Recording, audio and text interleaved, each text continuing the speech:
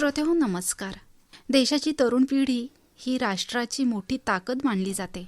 मात्र आज अनेक युवक तंबाखू, गुटखा, सिगारेट आणि इतर व्यसनांच्या आहारी जात असल्याचं चित्र चिंताजनकरित्या दिसून येत आहे. या व्यसनांमुळे आरोग्यासोबतच सामाजिक, मानसिक आणि आर्थिक नुकसानही मोठ्या प्रमाणात होत आहे. समाजामध्ये व्यसनमुक्तीची जागरूकता निर्माण व्हावी आणि युवकांनी सकारात्मक जीवनशैली स्वीकारावी यासाठी गेल्या अनेक वर्षांपासून विविध स्तरांवर सातत्याने प्रयत्न केले जात आहेत. विशेष म्हणजे श्रावणी सतीश मधभावे मॅडम या 2012 पासून व्यसनमुक्ती आणि तंबाखू विरोधी जनजागृती क्षेत्रात सक्रियपणे कार्यरत आहेत. त्यांना अनेक पुरस्कारांनी सन्मानित करण्यात आलं आहे. राष्ट्रपिता महात्मा गांधी व्यसनमुक्ती सेवा पुरस्कार 2018, सामाजिक न्याय आणि विशेष सहाय्य विभाग, महाराष्ट्र शासन यांच्यामार्फत राज्यस्तरावर त्यांना सन्मानित करण्यात आलं. आदर्श संगणक प्रशिक्षक सन्मान 2021, महाराष्ट्र ज्ञान महामंडळ पुणे यांच्यातर्फे राज्यस्तरावर त्यांना सन्मानित करण्यात आलं. त्यामध्ये यावर्षीचा पुण्यश्लोक अहिल्यादेवी होळकर पुरस्कार 2026, महिला आणि बाल विकास विभाग महाराष्ट्र शासन यांच्यामार्फत जिल्हास्तरावर त्यांना सन्मानित करण्यात आला आहे. त्याबद्दल मॅडम तुमचं अभिनंदन आणि पुढील वाटचालीसाठी शुभेच्छा. तर आजच्या या मुलाखतीमध्ये जागतिक तंबाखू विरोधी दिनानिमित्त जनजागृती, व्यसनमुक्त समाज निर्मिती आणि युवकांची भूमिका याविषयी जाणून घेणार आहोत. यासाठी आकाशवाणी सिंधुदुर्ग नगरी केंद्राच्या स्टुडिओमध्ये आलेल्या आहेत जागतिक तंबाखू विरोधी दिनानिमित्त व्यसनमुक्ती आणि तंबाखू विरोधी जनजागृती क्षेत्रात सक्रियपणे कार्यरत असणाऱ्या श्रावणी सतीश मधभावे मॅडम. तुमचं स्वागत आहे मॅडम. नमस्कार. नमस्कार मॅडम, धन्यवाद. बरं मॅडम, जागतिक तंबाखू विरोधी दिन साजरा करण्यामागचा मुख्य उद्देश काय आहे त्याबद्दल काय सांगाल? नक्कीच मॅडम. जागतिक तंबाखू विरोधी दिन हा फक्त एक दिवस साजरा करायचा नसून समाजामध्ये जाग आणणं जास्त महत्वाचं आहे. कारण तंबाखूजन्य पदार्थांना आपण कधीच म्हणजे दारू इतकं महत्व देत नाही. म्हणजे दारू ही जगमान्य आहे की ती वाईट आहे. अच्छा. आपण बघितलं असेल की आपल्या पारंपरिक सण उत्सवामध्ये काय होतं की पानाची तपकडी आपण सजवून पाहुणचार करतो आणि हे कित्येक वर्षानुवर्ष चालू आहे. मग ते अज्ञानामुळे आहे, एक जुन्या रीतिरिवाजामुळे आहे. तर हे कुठेतरी थांबलं पाहिजे. कारण तंबाखू म्हणजे सामान्य गोष्ट अशी वाटू लागते, पण त्याचा जो फरक पडतो तो पूर्ण कुटुंबावरती तर पडतोच, पण समाजावरती आर्थिक आणि शारीरिक जे व्याधी आहेत ती खूप मोठ्या प्रमाणाने होत आहे. अच्छा, म्हणजेच नक्कीच जनजागृती हीच या दिवसाची खरी गरज आहे असं म्हणावं लागेल. तर आजच्या काळात विशेषतः तरुणांमध्ये तंबाखूचं आकर्षण वाढताना दिसतं. तर तरुण पिढी तंबाखूकडे आकर्षित होण्यामागची प्रमुख कारणं कोणती आहेत मॅडम? आपल्याला आज माहितीच आहे की आजची तरुण पिढी ही बुद्धिमान आहे, ऊर्जावान आहे. हो. पण त्यांच्यावर ताण, स्पर्धा, सोशल मीडियाचा प्रभाव आणि मित्रांचा दबाव मोठ्या प्रमाणावरती आहे. एकदा ट्राय करून बघूया या इंटेन्शनमध्ये ते स्टायलिश दिसण्यासाठी असेल, अशा चुकीच्या समजुतीमुळे काय होतं की तरुणांकडून तंबाखूकडे अचानकपणे नकळत वळलं जातं. काही मॅडम आपण बघितले असतील, काही वेब सिरीज, सिनेमा, सोशल मीडियावरील जो कंटेंटमध्ये धूम्रपान किंवा गुटख्यासारख्या अप्रत्यक्ष गॅम्बलर जो कंटेंट असतो दाखवलं जातं. त्यामुळे तरुणांच्या मनात एक वेगळं आकर्षण निर्माण होतं. पण मी म्हणते तरुणांना एक प्रश्न आपण जर मॅडम विचारला, खरं कूल कोण? स्वतःच्या स्वप्नांवरती नियंत्रण ठेवणारा की एक छोट्याशा व्यसनांना स्वतःहून कंट्रोल मध्ये ठेवणारा? म्हणजे ही कारणं समजून घेणं प्रतिबंधासाठी खूपच महत्वाचं ठरतं.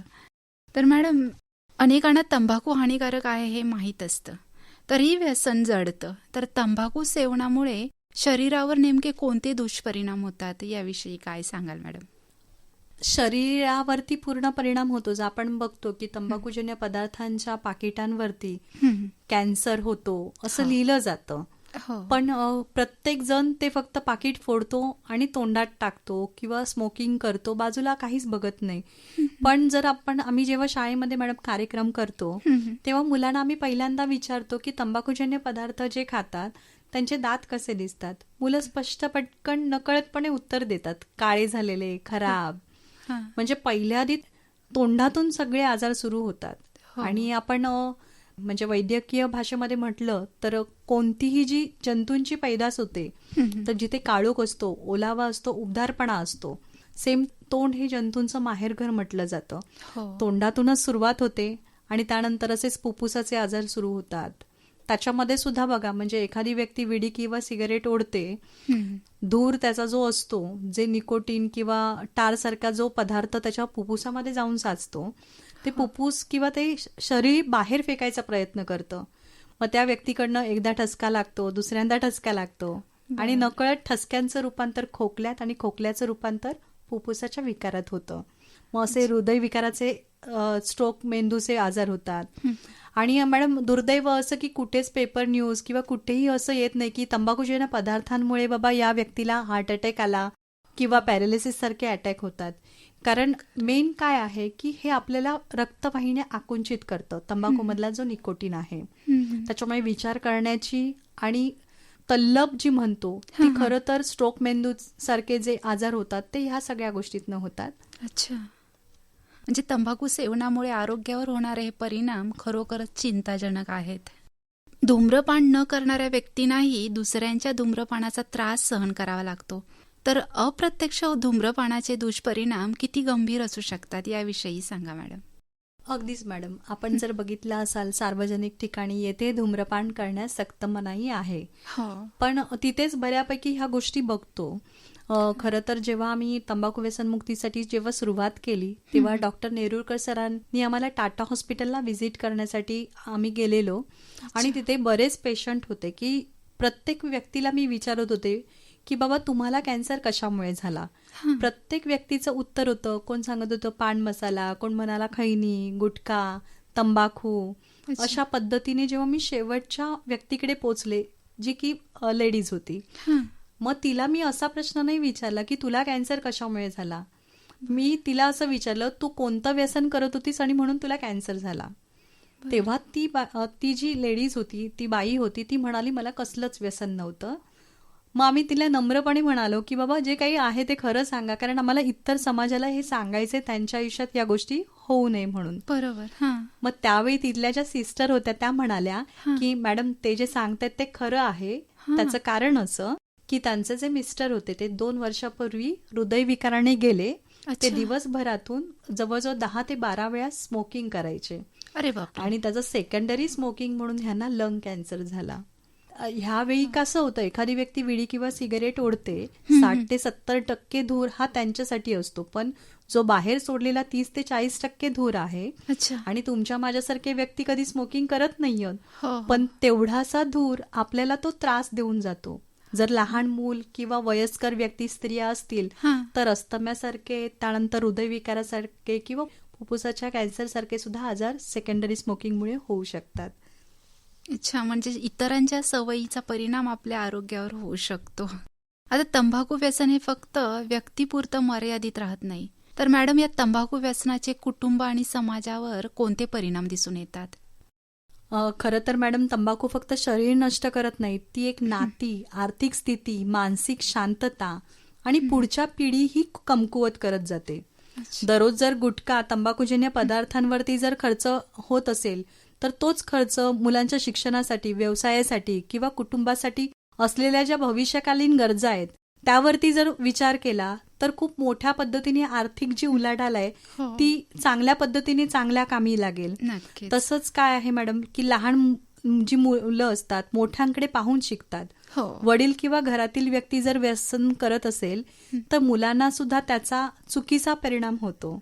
व्यसन ही एक व्यक्तीची सवय नाहीये, तर संपूर्ण कुटुंबाला ती मॅडम शिक्षा आहे असं आम्हाला वाटतं. नक्कीच. तसंच पाहिलं तर सामाजिक आणि आर्थिक नुकसानही तितकंच मोठं असतं. म्हणजे व्यसनातून बाहेर पडणं कठीण असलं तरी योग्य इच्छाशक्ती असेल तर ते शक्य आहे. तर तंबाखू सोडण्यासाठी कोणते उपाय प्रभावी ठरू शकतात मॅडम? तंबाखू सोडण्यासाठी सर्वात महत्वाची गोष्ट म्हणजे आम्हाला कधी कधी आम्ही कार्यक्रमांमध्ये जातो तेव्हा प्रत्येक जण म्हणतं की ह्याच्यावरती काही औषध आहे तर द्या, काही असतील तेवढे आम्ही पैसे देऊ. अच्छा. पण सगळ्यात महत्वाचं काय आहे की मॅडम स्वतःच्या मनावर चा जो ताबा आहे. कारण असे बरेच पेशंट बघितलेत की त्या कॅन्सरच्या जेव्हा 3ऱ्या स्टेपला येतात हां. तेव्हा त्यांना कळतं की अरे मला कॅन्सर झालाय. बरोबर. मुळात आधी काय होतं की पहिल्या टप्प्यामधला जो कॅन्सर असतो तेव्हा व्यक्ती काय करतं की तंबाखूजन्य पदार्थ खातच असतो, डॉक्टरकडे जात नाही, उपचारही करत नाही, हो. कारण त्याला त्रासच नसतो. बरोबर. हो. आपल्याला जर त्रास नसेल तर आपण मुद्दामून डॉक्टरकडे जात नाही ना. हो हो. पण ती जर गोष्ट जर त्या व्यक्तीने पाळली, उपचार घेतले, व्यसन बंद केलं, तर जवळजवळ पहिल्याच टप्प्यामध्ये व्यक्तीला आपण 98% कॅन्सरपासून वाचू शकतो. सेम दुसऱ्या टप्प्यामध्ये पण तीच गत होते आणि जेव्हा कळतं तेव्हा 3रा टप्पा ओलांडलेला असतो मॅडम. हो, बरोबर. आणि तेव्हा व्यक्तीचं तोंड उघडत नाही किंवा बऱ्याच पद्धतीने त्रास होतात. मग हो. तेव्हा जी मानसिकता तयार होते ना की आता मला तंबाखूजन्य पदार्थ लांब ठेवायचे, मला कॅन्सर झालाय. मग असं आहे की अशी जे हॉस्पिटल्स आहेत किंवा अशा व्यक्ती आहेत त्यांची जरी आपण हिस्ट्री ऐकली तरी सुद्धा त्या व्यक्तीचा परिणाम खूप छान होईल. त्याहीपेक्षा अजून काय आपण नेहमीच सगळ्यांना सांगतो की योगा आहे, समुपदेशन आहे, सकारात्मक मित्र परिवार, बरोबर. सामाजिक उपक्रम, सामाजिक ज्या जाणीवा आहेत हो. या जर प्रभावीपणे त्यांचं व्यसन बाजूला करण्यासाठी मदत होते. अजून एक सांगायला खूप बरं वाटेल, गेली आता 14 वर्ष आम्ही काम करतो आहोत. आपण जो म्हणतो की स्त्री हट्ट आणि बाल हट्ट, असे बरेच अनुभव आम्ही घेतलेले जेव्हा मी शाळा कॉलेजेसमध्ये कार्यक्रम केले, स्पेशली छोट्या मुलांवरती.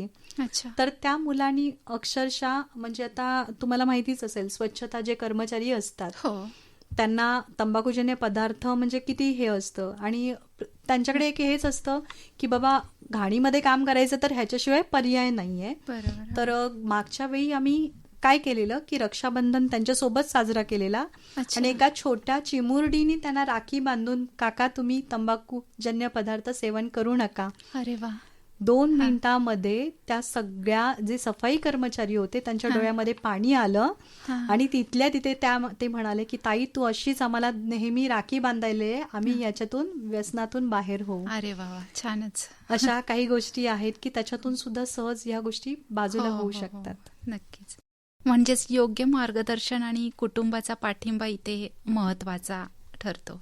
आज गुटखा, पान मसाला आणि ई सिगारेट यासारख्या पदार्थांचं प्रमाण वाढताना दिसत आहे. तर या नव्या प्रकारच्या तंबाखूजन्य पदार्थांविषयी लोकांमध्ये पुरेशी जागरूकता आहे असं तुम्हाला वाटतं का? जागरूकता काही प्रमाणात आहे, पण गांभीर्य अजून कमी आहे.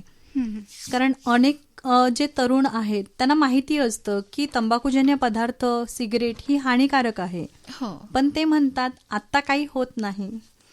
पण व्यसनांचे परिणाम हे लगेच दिसत नाहीत, ते हळूहळू शरीरावरती, मनावरती होतात आणि भविष्यामध्ये दोन्ही गोष्टी कमकुवत होऊन जातात.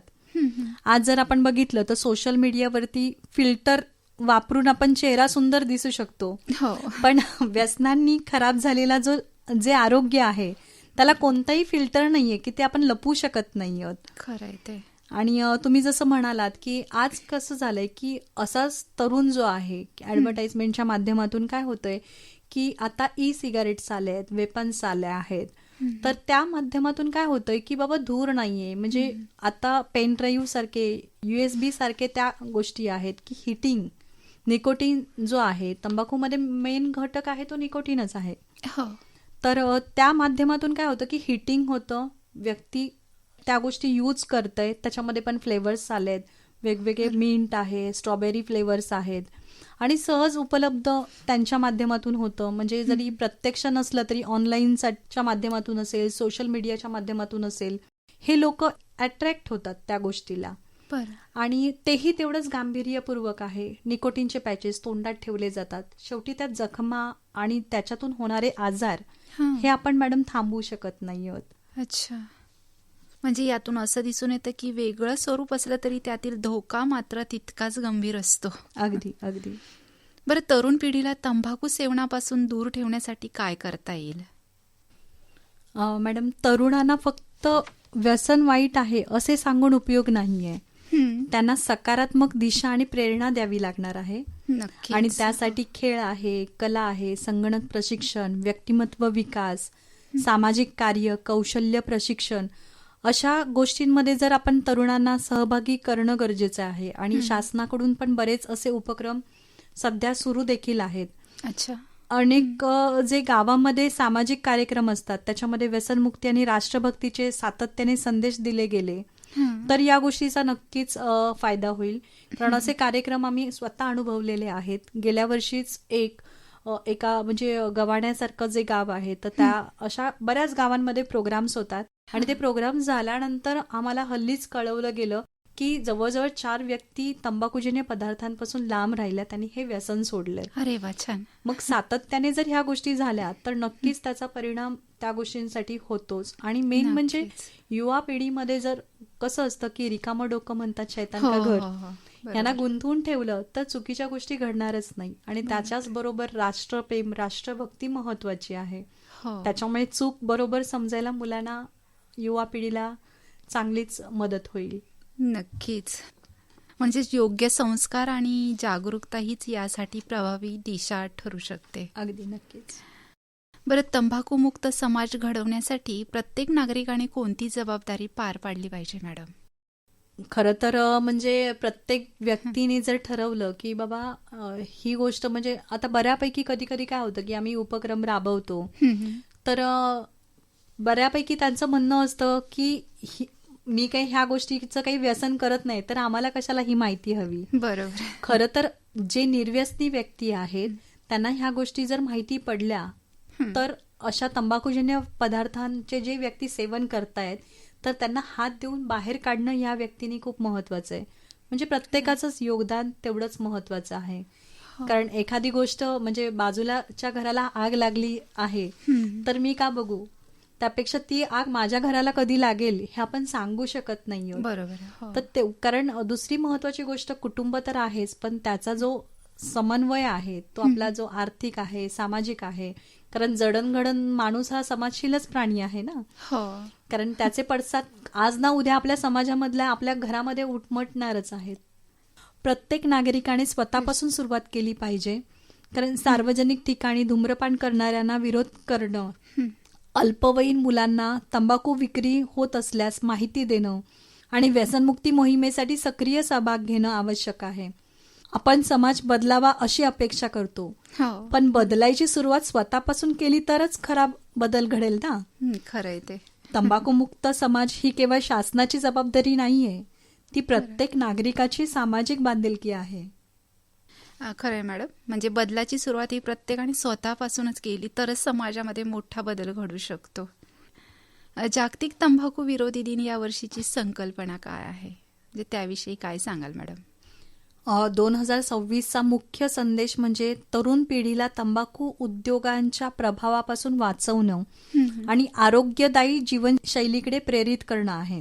कारण आज आकर्षक जी जाहिरात आहे, फ्लेवर्डेबल उत्पादन आहे आणि सोशल मीडियावरच्या माध्यमातून तरुणांना जे लक्ष केलं जात आहे त्यामुळे केवळ बंदी पुरेशी नाहीये तर जागरूक विचारसरणी निर्माण करणं खूप गरजेचं आहे.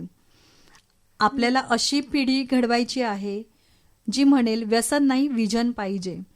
तंबाखू क्षणिक आकर्षण देऊ शकतो पण आरोग्य, कुटुंब आणि भविष्य हिरावून घेतोय. ही संकल्पना खरं तर आपल्याला या 2026 साठी राबवायची आहे. नक्कीच छान आहे संकल्पना मॅडम. तर आजार झाल्यानंतर उपचार करण्यापेक्षा आधीच काळजी घेणं अधिक महत्त्वाचं असतं. तर तंबाखू विरोधी जनजागृती प्रभावीपणे करण्यासाठी माध्यमं आणि सामाजिक संस्थांनी कोणती भूमिका बजावली पाहिजे याविषयी सांगा मॅडम. नक्कीच. कारण ही संपूर्ण सामाजिक बांधिलकी आहे. माध्यम आणि सामाजिक संस्था या समाज परिवर्तनाच्या सर्वात मोठ्या ताकद आहेत. फक्त भाषण देऊन नाही तर लोकांच्या मनाला स्पर्श करणारे उपक्रम झाले पाहिजेत. जसं की पथनाट्य, शाळावरील मोहीम, सोशल मीडियाद्वारे रील्स आहेत, युवक संवाद आहे, व्यसनमुक्तीच्या रॅली आहेत, रेडिओ कार्यक्रम जसं की आपण इथे घेतच आहोत. अशा प्रभावी माध्यमांचा खूप मोठा यामध्ये सहभाग असला पाहिजे. आज जर व्हायरल